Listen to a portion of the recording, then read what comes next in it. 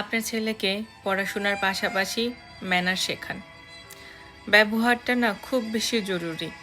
আপনি যদি আজকে মা হিসেবে আপনার ছেলেকে খুব ভালোভাবে, ভালো চরিত্রের, ভালো মেধায় মননে গড়ে তুলতে পারেন, তাহলে আপনার ঘরের ছেলে বউটা এসে আপনারই গুণগান গাইবে এবং বউ শাশুড়ির যুদ্ধ না লেগে বউ শাশুড়ি শান্তিতে বসবাস করবে। বেশিরভাগ ক্ষেত্রেই আমাদের সমাজে আমরা ছেলেদের পড়াশোনা করে সার্টিফিকেট অর্জন করতে হেল্প করি এবং পড়াশোনা শেষ করার পর ছেলে চাকরি করে, ব্যবসা করে, টাকা পয়সা ইনকাম করে। এবং কিছুদিন ধরে আমরা দেখি সোশ্যাল মিডিয়াতে বাবা মাকে ভাত দেয় না এবং বাবা মা খুব কষ্ট করে, এবং তারই তুলনায় যেটা আমরা দেখতে পাই, খুব কন্টেন্ট ক্রিয়েটররা সোশ্যাল মিডিয়াতে কন্টেন্ট বানাচ্ছেন, সেই সমস্ত বাবা মাদের ইন্টারভিউ নিচ্ছেন, বাবা মা তাদের দুঃখ দুর্দশার কথা বলছেন, বাবা মায়েদের তাদের দেখভাল করছেন না। তো আমার যেটা মনে হয়, ইয়াং বয়সে আপনি যখন টাকা পয়সা ইনকাম করেন, তখন আপনার ছেলে মেয়েকে পড়াশোনার পাশাপাশি নৈতিকতার শিক্ষা দেন, রেসপন্সিবিলিটি শেখান, দায়িত্ব নিতে শেখান।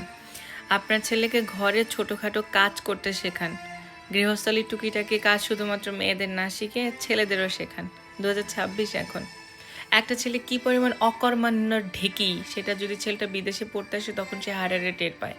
কারণ আপনি যখন ছেলেকে বিদেশেই পড়াবেন, তাহলে বিদেশে এখানে কোনো একটা কাজের বুয়া দিয়ে পাঠান না নিশ্চয়ই।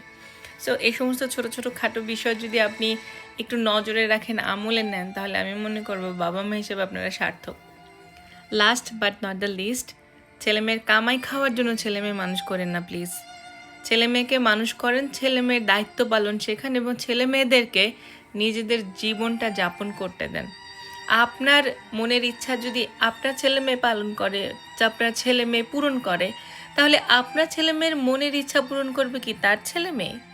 এই যে জেনারেশনাল ট্রমা, এখান থেকে আপনার সন্তানকে মুক্তি দিন।